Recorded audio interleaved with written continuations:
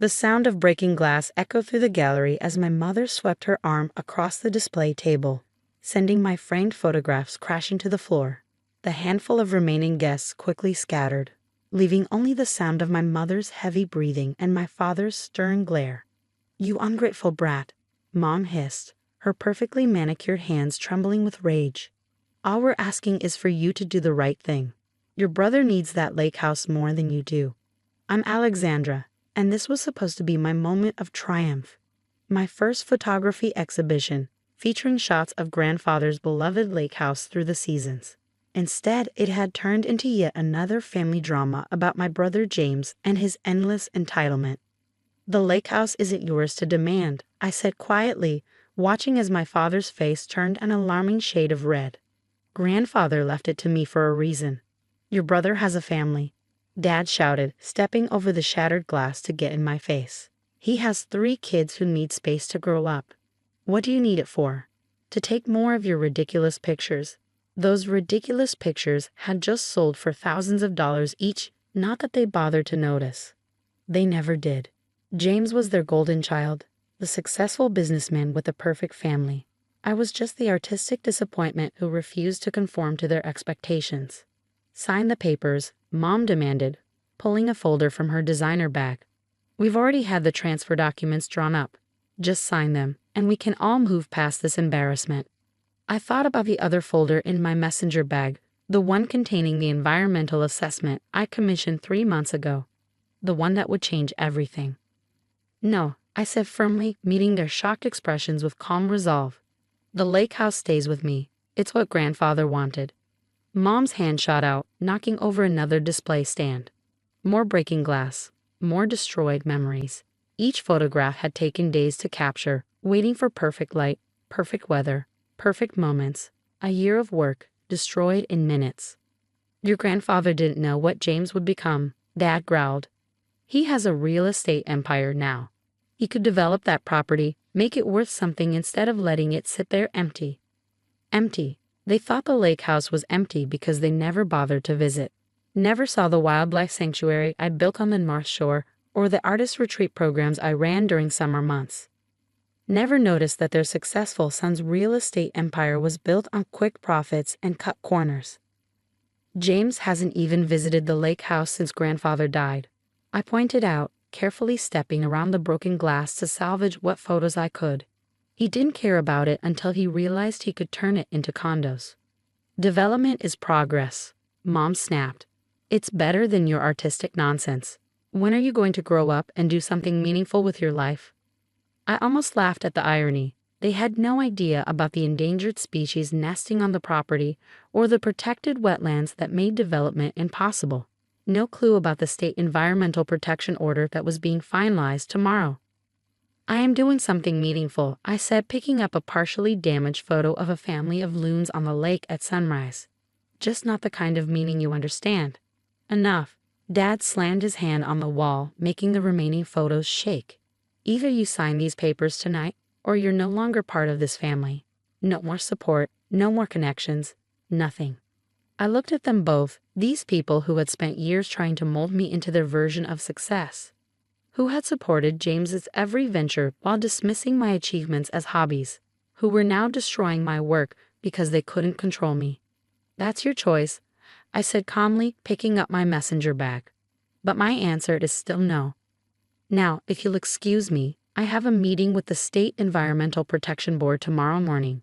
I should get some rest." Their faces shifted from anger to confusion. "Environmental Protection Board?" Mom's voice held a note of uncertainty for the first time. "What are you talking about?"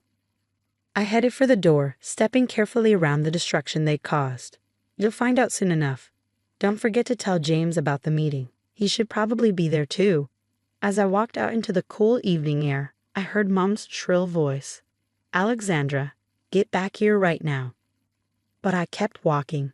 They'd spent years underestimating me, treating my passion as a phase, my dedication as a whim. Tomorrow, they'd learn exactly what I'd been doing with that empty lake house. Tomorrow, they'd understand why grandfather had trusted me with his legacy. And I had the photographs to prove every single moment of it. The Environmental Protection Board meeting room was already half full when I arrived the next morning. I spotted James in his expensive suit, huddled with his development team, their heads bent over property maps that would soon be worthless. My parents sat nearby, shooting me glares that could freeze hell. I took my seat quietly, placing my restored laptop and the folder of evidence on the table. Last night, after leaving the gallery, I'd spent hours recovering the photos from my backup drives. Not for the exhibition, but for this moment. "This is ridiculous," James muttered loud enough for me to hear. "Some birds and plants can't stop progress. I have investors waiting." The board members filed in, led by Director Sarah Matthews, a stern woman I've been working with for months. She'd been particularly interested in my documentation of the wetland ecosystem. "Good morning," Director Matthews began. "We're here to discuss the environmental assessment of the Lake Pine property and its implications for future development." I watched my brother's confident smirk fade as I stood up and connected my laptop to the projector. The first image filled the screen: a pair of endangered sandhill cranes nesting in the protected marshland. "As you can see," I began, my voice steady, "the property contains critical habitat for several protected species. I've spent the past year documenting their presence and behavior patterns." More photos appeared. Rare orchids blooming in the wetlands, threatened fish species in the crystal clear waters, even a family of otters that had made their home along the shoreline. Each image was dated, GPS tagged, and accompanied by detailed observation notes. "This is absurd," my father interrupted, standing up. "Those could be taken anywhere. Alexandra has always been good at manufacturing fantasies." Director Matthews raised an eyebrow. "Actually, Mr. Harrison, our own environmental scientists have verified every single one of these findings. Your daughter has provided exemplary documentation of a thriving ecosystem."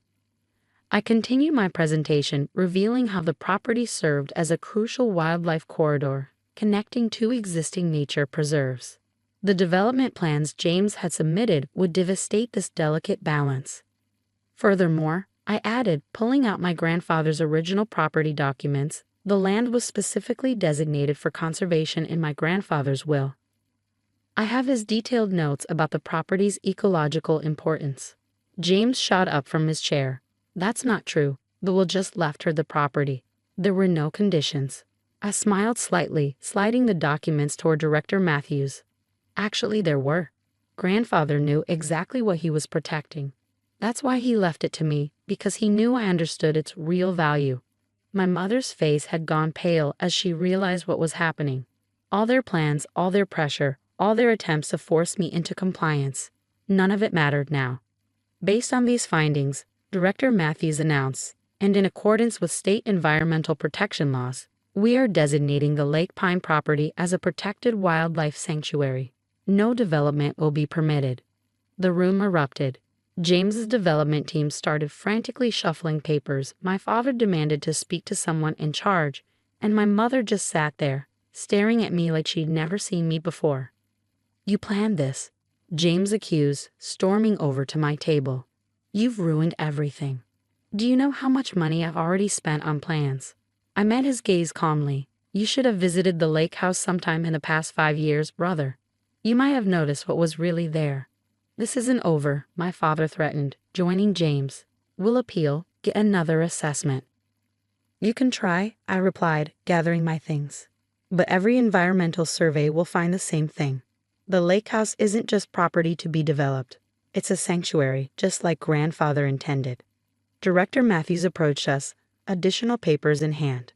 "Miss Harrison, we'd like to discuss the possibility of establishing a permanent research station on the property. Your documentation work has been invaluable." I caught my mother's slight flinch at the professional respect in the director's voice. All those years they dismissed my photography as a hobby, and now it had protected something precious. Of course, I agreed. "I'd be happy to show you the best locations for observation posts." As I left the meeting room with Director Matthews, I heard my brother's angry voice. "This is your fault. If you hadn't spoiled her all these years." I smiled to myself. They still didn't get it. This wasn't about spite or revenge. It was about protecting something beautiful, something irreplaceable, just like my grandfather had taught me to do. The lake house would remain as it was meant to be, a haven for wildlife, a place of peace and natural beauty. And my photography, well, it had turned out to be pretty meaningful after all. 6 months after the Environmental Protection Board meeting, I stood on the lakehouse deck, watching researchers document a pair of sandhill cranes teaching their chicks to feed. My camera clicked softly, capturing the moment as the morning mist rose off the water. The transformation of the property into an official wildlife sanctuary had been more successful than even I'd imagined. Universities were sending graduate students for research projects, and my photography of the sanctuary's inhabitants had gained national recognition. National Geographic had even expressed interest in featuring the preservation story. Ms. Harrison. One of the young researchers approached. We've spotted that rare orchid species you photographed last year. It's spreading to new areas. I smiled, remembering how my parents had once called this place empty and wasted. Now it was teeming with life, purpose, and scientific significance. My phone buzzed. A text from James's wife, Kate. The kids miss the lake. Would it be okay to visit this weekend? Just us, not James. Our family dynamics had shifted dramatically since the board meeting. James hadn't spoken to me since his development plans fell through, but Kate had reached out, admitting she'd always loved the lake house as it was. Her children, it turned out, shared my passion for wildlife photography. Of course, I texted back. The baby otters are starting to explore. Bring their cameras. My parents had taken longer to process their new reality. Last month, Mom had shown up unannounced, her Mercedes looking oddly out of place among the researchers' practical vehicles. I don't understand you, she'd said, watching me photograph a rare butterfly. You could have made millions from development deals. Come look at this, I'd replied, showing her the butterfly through my lens. This species only exists in a few places on Earth. How much is that worth? She'd been quiet for a moment, really looking through the camera for the first time. It's beautiful, she'd admitted reluctantly. Your grandfather used to talk about things like this. I know, I'd said softly. That's why he trusted me to protect them. Now, as I reviewed my morning shots, I heard another car approaching. Dad's familiar BMW pulled up beside my cabin. He got out slowly, looking uncomfortable in casual clothes instead of his usual business suit. Alexandra, he said, walking over. Your mother mentioned you were doing some kind of presentation today. I nodded, surprised he knew about it. The sanctuary's first educational program for local schools. We're teaching kids about conservation and wildlife photography. He shifted awkwardly, looking around at the research equipment and camera setups. Your brother's youngest, Tommy, he can't stop talking about the photos you taught him to take. Says he wants to be a wildlife photographer. He has a good eye, I replied, remembering Tommy's excitement over capturing his first heron picture. Would you like to see what we're working on? Dad hesitated, then nodded. I led him to the research station we'd set up in what used to be the boathouse. The walls were covered with my photographs, each accompanied by scientific data and conservation information. You did all this, he asked, studying a sequence showing the complete life cycle of a rare frog species. This is what I've been doing while you thought I was wasting my time, I said quietly. This is what grandfather saw when he looked at this place. Dad was silent for a long time, looking at each photograph. Finally, he turned to me. I was wrong, he said, the words seeming to cost him considerable effort. About this place, about your work. Your grandfather would be proud. The words I longed to hear for years landed softly, like the morning mist on the lake. Would you like to stay for the presentation? I offered. The kids would love to see their grandfather here. He nodded, and for the first time in years, I saw a genuine smile cross his face. That afternoon, as I watched Dad helping Tommy adjust his camera settings to photograph a family of deer at the forest edge, I thought about how things had changed. The lake house hadn't just preserved wildlife, it had somehow begun to heal our family too. James still refused to visit, too proud to admit he'd been wrong. But his children came regularly, learning to see the world through a lens of wonder rather than profit. Mom had started a garden of native plants to attract butterflies, though she'd never admit how much she enjoyed it. And Dad was slowly learning that success could be measured in more ways than dollar signs. As the sun set over the lake, painting the sky in colors no development could improve, I took one final photograph. In it, my father and his grandchildren crouched quietly in the grass, cameras ready, watching nature unfold around them. It wasn't the future anyone had planned, but it was better than anything we could have built. The lake house had become exactly what grandfather intended, not just a sanctuary for wildlife, but a place where people could learn to see the world differently. Sometimes I realize the most valuable things in life can't be bought, sold, or developed. They can only be preserved, protected, and shared with those willing to open their eyes and really see.